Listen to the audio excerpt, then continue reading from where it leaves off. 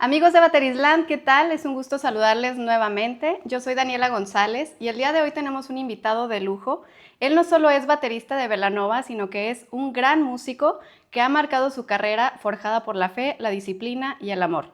Hoy en Baterisland nos comparte este espacio para platicar con nosotros. Él es Israel Ulloa. Bienvenido, Israel. Muchas gracias a ustedes. Muchas gracias por este espacio.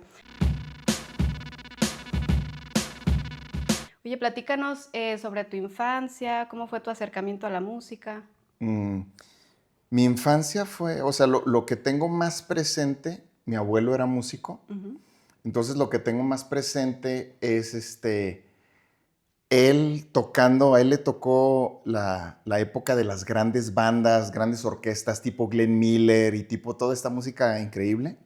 Entonces, mis primeros recuerdos con la música son él tocando en este lugar que se llamaba el Casino del Músico, no sé si todavía existe ahí por el centro de Guadalajara, tocando en un kiosco, tocando como en grandes fiestas, y pues yo de chiquillo corriendo ahí, jugando con mis primos y todo eso, pero siempre escuchándolo y viéndolo tocar.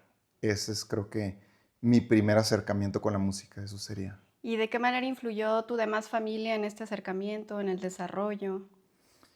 Híjole, pues fíjate que como mi abuelo era músico profesional, creo que todos mis tíos, este, tías, primas, todos salieron con algún talento musical, pero fíjate que la cuestión controversial fue que como mi abuelo, pues se dio cuenta que el estilo de vida del músico es complicado, el trabajo, la vida como músico es muy complicada. Fíjate que no le permitió a sus hijos ser músicos profesionales. Entonces fue un reto porque mi mamá tenía esta mentalidad que le inculcó mi abuelo, que es músicos profesionales no. Entonces era un reto, fue un reto cuando yo dije, quiero tocar la batería. Pues como que... Híjole. Sí. Oye, ¿alguna vez mencionaste que fueron grandes inspiraciones para ti Metallica y el Sí. grupo Torrefuerte? Sí. ¿Cómo llevaste estos dos mundos sonoros dentro de ti tan diferentes? Es que Metallica fue yo creo lo primero que me llamó la atención que escuché en el radio. O sea, yo estaba súper chavito. Y imagínense qué tipo de radio era que podías escuchar Metallica, la rola de One, ¿no? Taca, taca, taca, taca, tan, así, en el radio. O sea, eso ahorita jamás, ¿no? Pero yo me acuerdo como niño, eso me sonó como una metralleta. Entonces, pues en mi mente de niño es como que, wow, qué padre, tucu, tucu, tucu, tucu, tucu, tucu, tucu, tucu, así. Entonces, pues yo estaba así como que quiero esa canción, esa canción, esa canción, ¿cuándo la ponen? Eso por el lado del radio. Y por el lado cristiano, mis papás eran cristianos. Y una vez cuando yo estaba chico, me dijeron, hey, los músicos de Luis Miguel se hicieron cristianos. Y yo así como, pues no sé quién es Luis Miguel, entonces no me No importa. me importa. Pero me dijeron, pero vas a venir. Ok, bueno, pues vamos. Y el baterista se echó un solo de batería que curiosamente me dio esta misma impresión de como metralleta.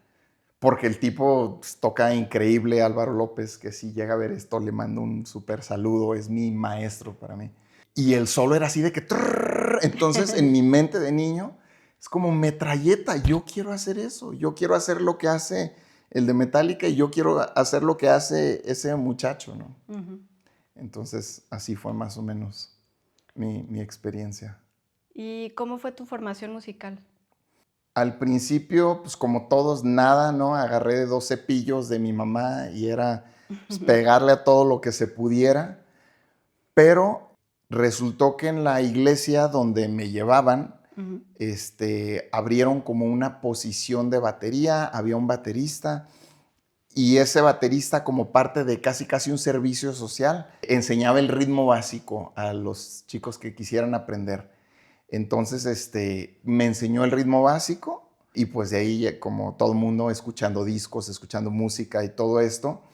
Más adelante tuve la super bendición de que conocí a Álvaro López, este baterista de Luis Miguel y de Torrefuerte, y tuve la oportunidad de que me enseñara cosas, ¿no? Él vivía en México, pero cuando venía a Guadalajara nos veíamos y me ponía a tocar, me veía y me pasaba tips y me decía, no, haz esto, menos de esto y menos de esto y más de aquello. Entonces fue increíble.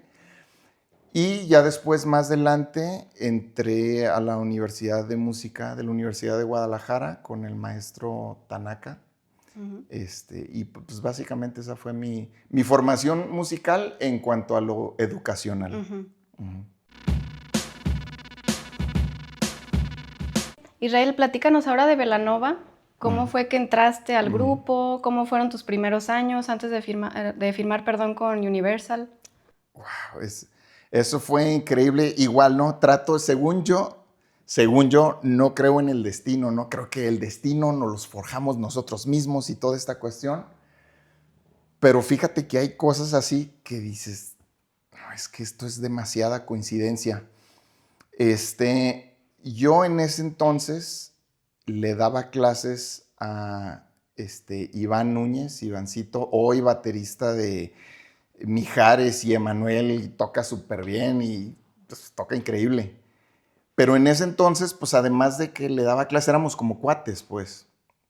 Y vino Waldo Madera, el baterista de Ricky Martin, a Guadalajara a dar una clínica. Yo ya lo había conocido antes. Entonces como que dije, iré o no iré, pero pues, ay, mejor me quedo a estudiar. Total, no quería ir, pero Ivancito me estuvo insistiendo. Me dijo, oye, pues vamos. Y yo, pues ve tú, pues ahí ya me platicas y todo. No, pero pues, ay, qué flojera ir solo, pues vamos juntos y así. Fue, cuando menos a mi parecer, fue tanta su insistencia que a lo mejor si le preguntas a él, pues él nomás dije, vamos, y le dije, órale. Pero mi versión o mi percepción de las cosas fue así como que, ok, ya, pues voy a ir, somos compas, o sea, estamos estudiando juntos, pues claro. Pues el haber ido ahí estuvo muy loco porque ni alcancé a ver a Waldo Madera, no, o sea, a saludarlo porque había muchísima gente sobre él, pero en ese lugar me presentaron a Richie Arreola, bajista de Belanova, y alguien me dijo, mira, tú que andas buscando baterista, pues él toca bien. Y él dijo, ay, ¿cómo te llamas? Y yo, Israel. Y yo, dice, ¿cómo es que no te conozco? Yo conozco a casi todo el mundo. Y yo, pues es que casi no toco en ningún lado. Y de ahí empezamos a platicar. Y pues de ahí, curiosamente, como cosecha adrede, un mes antes había grabado un demo de yo tocando la batería. Le di el demo, le gustó el demo y con eso hicieron una audición y me quedé. Así fue. Pero eso te estoy hablando, justo apenas iba a salir el primer disco, o sea, no era una banda famosa, pues a lo mejor, o sea, conocida localmente, Ujú. pero no eran famosos. Entonces fue una locura, o sea, Ivancito, muchas gracias por tu insistencia, bro, me cambiaste la vida. Tal cual. ¿Y cómo fue el regreso de Belanova? Platícanos. El regreso de Belanova creo que fue algo inesperado e increíble, especialmente para su servidor. Entonces, desde mi perspectiva, o sea, yo no sé qué pasó, ¿no? En el sentido de que pues, yo no estuve presente, sino desde mi perspectiva, pues simplemente pude reconectar con Denise después de años de que no habíamos tenido la oportunidad de platicar y todo esto. Pudimos reconectar y pues simplemente nos llevábamos muy bien porque tenemos varias cosas en común, cuestiones de la fe y eso, que Ujú. tenemos en común y todo eso. Entonces, pues simplemente un día llega Denise porque supe que se fue a México y después regresó y me dijo, oye, ¿qué crees? Me dijo, pues vamos a hacer 5 conciertos de como casi como despedida, pero vamos a hacer 5 únicos conciertos, vamos a llamarlo así. Vamos a hacer 5 únicos conciertos con Belanova. ¿Te gustaría estar? Y yo, pues claro, o sea, claro, Belanova fue casi mi vida. Entonces, pues nada, se planearon los conciertos, se iniciaron los ensayos, o sea, yo tenía muchos años sin ver a Richie y más años sin ver a Edgar, ¿no? Entonces, pues fue así como que, wow, o sea, fue como que un shock en positivo, pero en el momento en que empezamos a tocar, creo que todos sentimos la vibra y la química chida. Y pues resultó que esos 5 conciertos se convirtieron en 50 fechas en Latinoamérica. Wow. O sea, fue algo absolutamente inesperado y como comentaba, o sea, me atrevo a decir que ha sido la gira más exitosa de Belanova hasta la fecha. Fue algo absolutamente increíble. Estados Unidos, México y Latinoamérica, increíble, increíble. Entonces, pues imagínate. Maravilloso. Oye, habías mencionado que habías reaprendido a tocar, o sea, Ajá. dejar el virtuosismo de un lado y enfocarte más en el groove. ¿Cómo fue Sí. esta transformación? Es que yo era como que, ok, lo primero que conocí fue Metallica, entonces era como que todo metal, todo mundo metalero, que todavía me encanta, me gusta mucho escucharlo, pero yo creía, ya sabes, como de esos metaleros puristas obstinados, que eso era lo único bueno y todo lo demás, guácala, ¿no? Hasta que entré a la escuela de música y en la escuela de música por primera vez conocí el jazz y muy especialmente el jazz fusión. O sea, Dave Weckl, Vinnie Colaiuta, Dennis Chambers y toda esa generación de batacos así que eran unos monstrazos y no tenían que tocar así de, ¿sí me entiendes? Entonces lo escuché yo así de que, wow, ¿qué es esto? Entonces como que me traté de volcar para ese rollo, ¿no? Después, o sea, lo metalero no cesó, pero dije, ahora esto y toda esa onda. Entonces cuando entré a Belanova, pues era una onda completamente diferente. No era ni metal ni onda jazz fusión, ¿no? Era como este grupo electrónico que en ese entonces, pues era un grupo de música electrónica underground, o sea, Sí. electrónico pop porque tenía voz, pero era mucho más electrónico que lo que era pop. Entonces, mi idea era muy diferente. Entonces, ellos me ayudaron muchísimo a decir, no, a ver, Aquí cambia. sí, ponte a escuchar, o sea, me acuerdo, me prestaron y me mostraron DVDs de Depeche Mode en vivo, Björk en vivo, y bandas así, ¿no? Pet Shop Boys y todo esto así de que, a ver, escucha, búscalo, y ve cómo lo hacen, ve cómo suenan, ve cuál es la prioridad, ¿no? Entonces yo, ok, no, pues en este caso, como que el virtuosismo ni al caso, pero la cuestión del tiempo, la cuestión de solidez, de groove y todo esto, entonces me cambió mucho en mi perspectiva y mi idea que yo tenía la batería, ¿no? Y así a la vez me hice fan de todos estos grupos, ¿no? Depeche Mode, Daft Punk, Björk, toda esa cuestión me súper encantó. Oye, has tocado más de 150 shows en la misma gira. Sí, ¿Cómo manejaste el desgaste físico, emocional, espiritual? fue increíble porque pues creo que nadie en Belanova, o bueno, al menos yo no lo esperaba, porque estamos acostumbrados. Te digo, tocamos localmente y ya con suerte, no, pues un barecito en Ecatepec, no quiere escucharlos. Y, pues órale, un barecito en Ecatepec. Y luego una acá y una allá y una allá. Y de repente, nada más me acuerdo que hubo o sea, llamamos la atención de la disquera, tocamos pues no sé si no era conferencia, sino en un evento de la disquera. Y me acuerdo que uno de los ejecutivos dijo, Belanova este año va a ser prioridad regional. Y todos, wow. Y yo así de, pues prioridad regional. O sea, pues mi región es Zapopan, ¿no? Zapopan, Tonalá, Tlaquepaque, Guadalajara. Entonces, pues en esa región, pues va a sonar. Bueno. Y me acuerdo que después de la tocada vino uno de los ejecutivos, nos felicitó por la tocada. Y estaba con una sonrisota y me acuerdo que dijo, muy pronto van a saber lo que significa prioridad regional. Pues resulta que prioridad regional es nivel Latinoamérica, o sea, prioridad nivel Latinoamérica. Ok. Entonces fue una completa locura con el segundo disco, donde salió la canción de Rosa Pastel. Ese segundo disco todo cambió, fue una locura. Pues es como que ya no había nadie. O sea, a partir de eso veníamos 2 días a la casa, nos íbamos 2 semanas, 3 días, otra semana y así. increíble, pero a la vez fue el sueño que yo tenía de niño, ¿no? Entonces, pues realmente fue totalmente un sueño, o sea, algo increíble. Y platícanos ahora de Akira Yamaoka, ¿cómo llegó este proyecto a tu vida? Akira Yamaoka, pues igual es una onda parecida a lo del destino, que no creo, que sí, que no.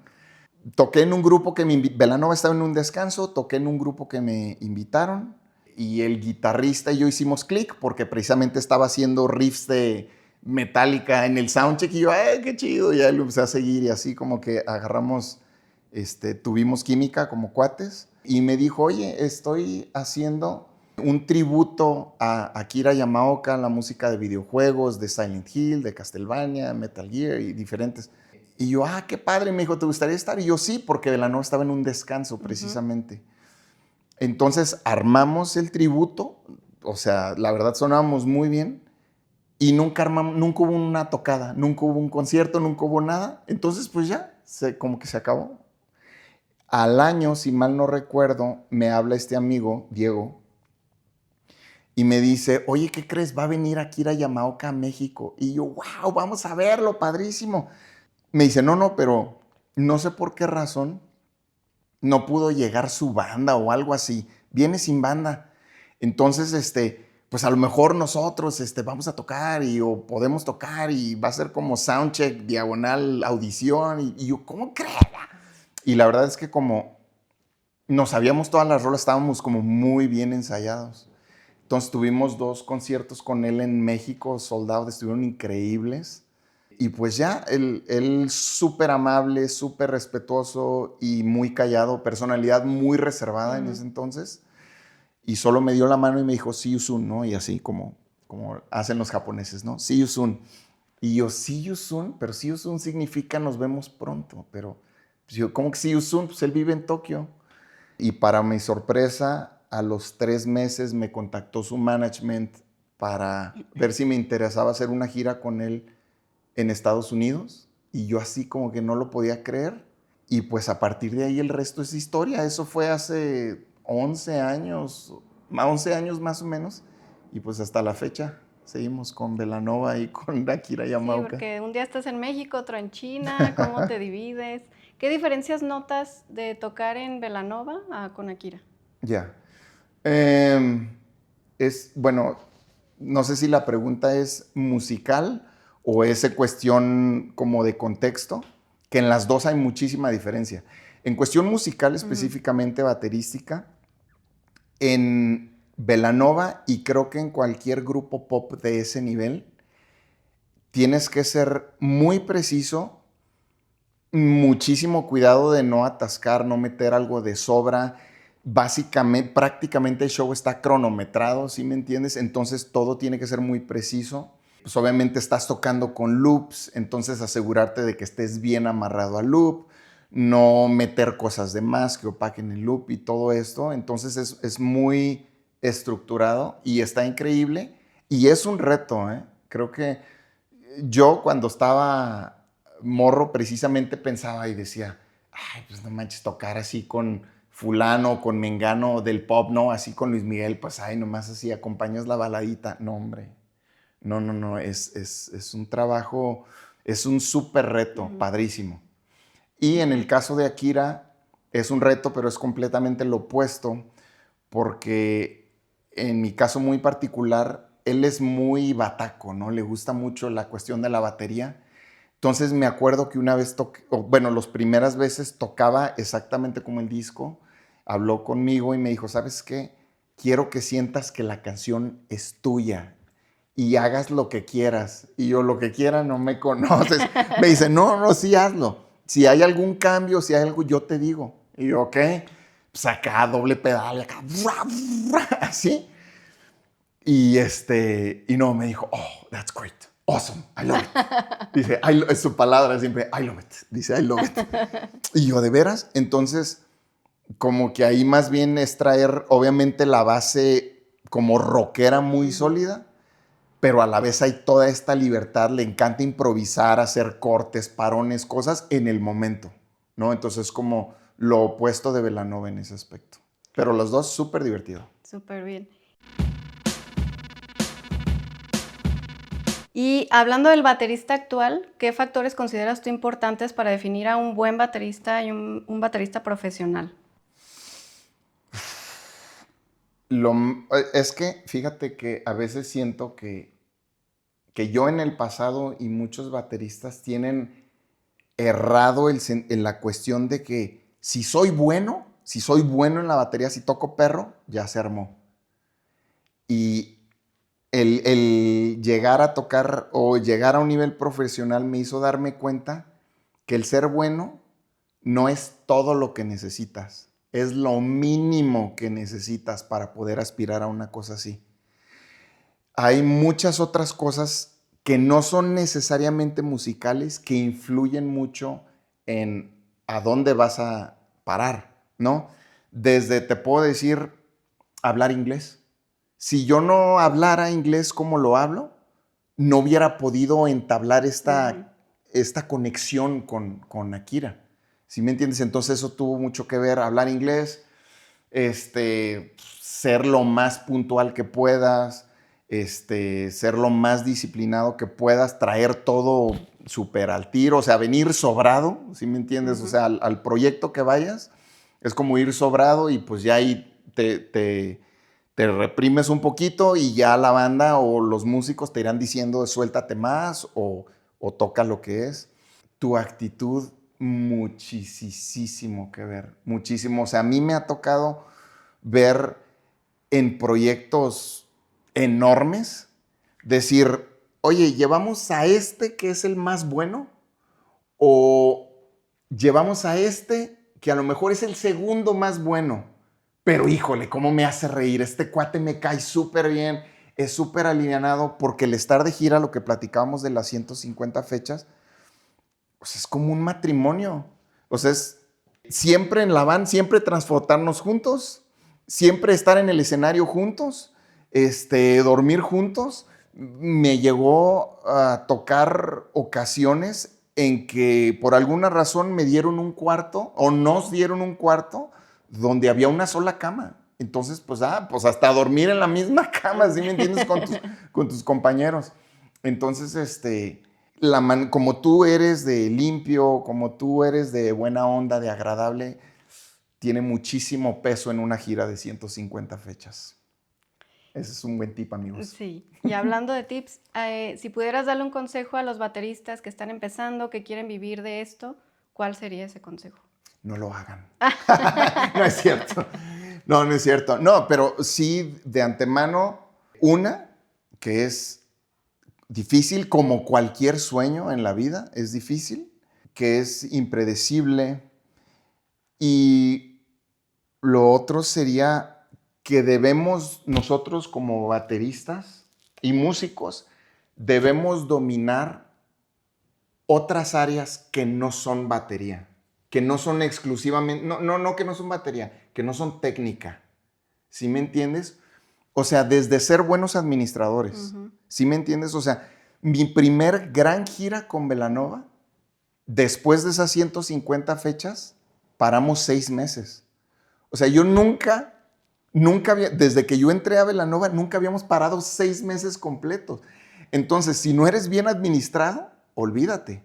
¿Sí me entiendes? Ahí que y sobre todo en ese entonces yo en Guadalajara. O sea, Ujú. no es como que, pues me subí con otro artista, ¿no? Es como que, ok, estoy en Guadalajara, ¿qué hago? Me voy a México, los espero. ¿Qué hago mientras? Entonces, desde ser bien administrado, te digo, hasta ser una persona alivianada, agradable, tratar de ser de veras sencillo y humilde y definitivamente estar súper preparado en la cuestión técnica, pero eso es a fuercitas. Lo principal. Sí.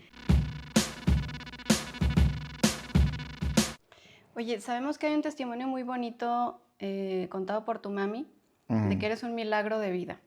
¿Podrías platicarnos un poquito de esa hermosa historia? Sí, no es tan baterística, ¿no le hace? No importa. Es nada más que mi mamá tuvo un un aborto, pero aborto no intencional.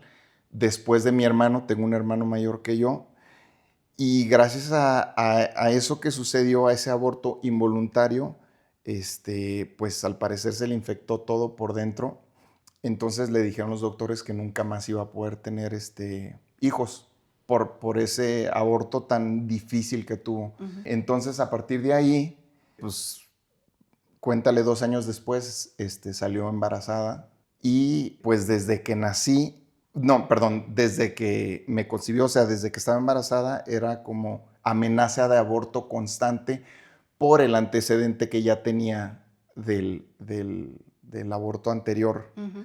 Entonces, pues fue muy complicado porque fue un embarazo delicadísimo. Mi mamá se la pasaba en el hospital y todo esto.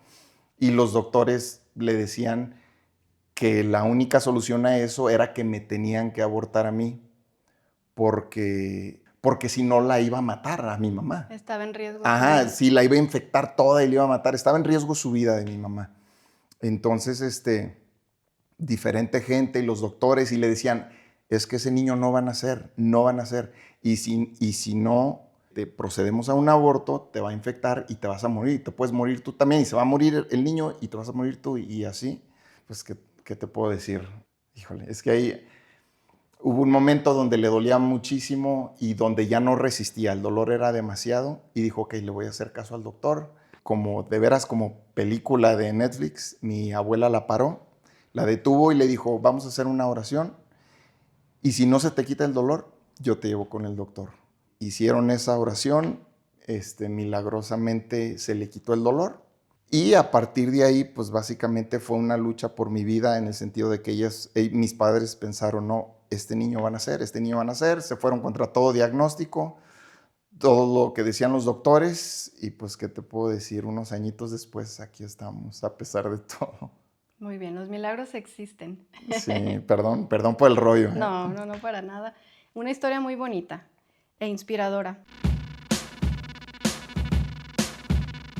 Oye, Israel, platícanos, ¿qué hobbies tienes?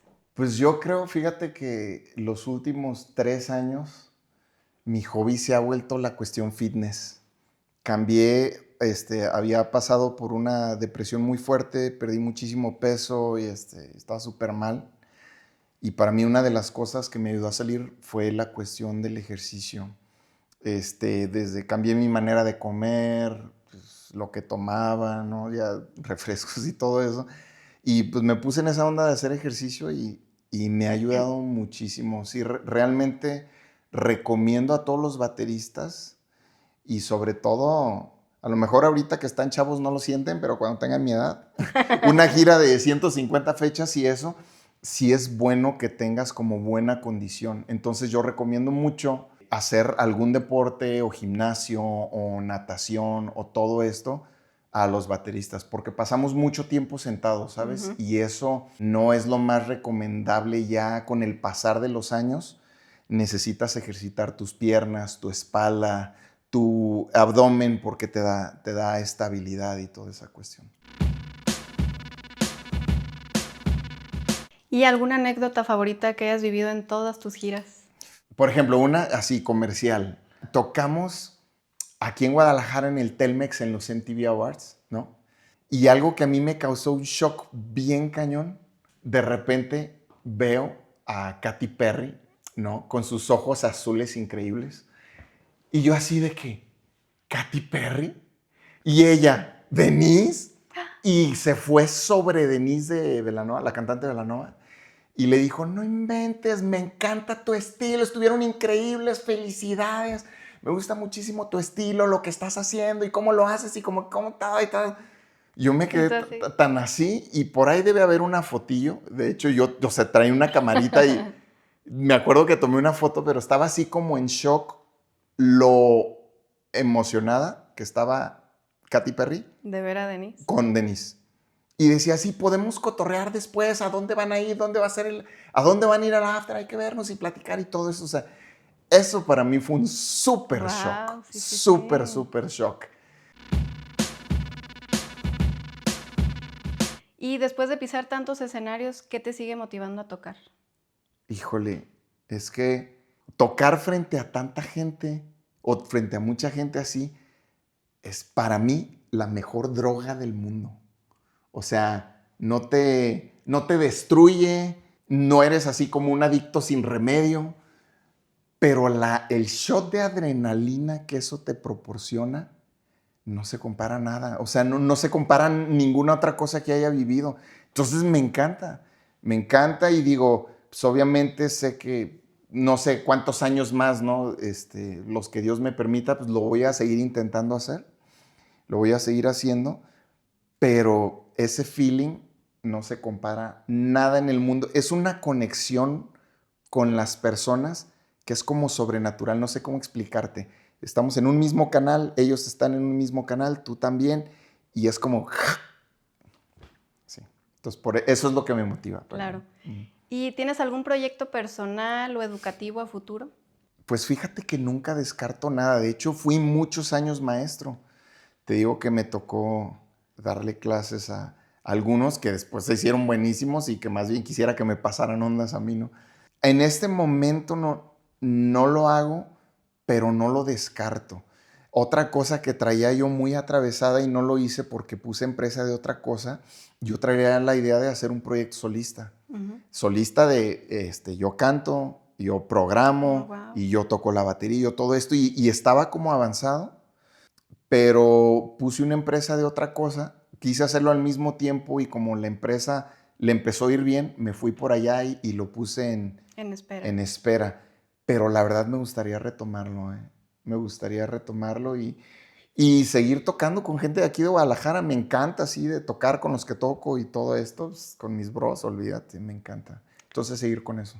Muy bien. Oye, Israel, ¿algunas palabras que nos puedas dar para todos nuestros amigos de Baterisland?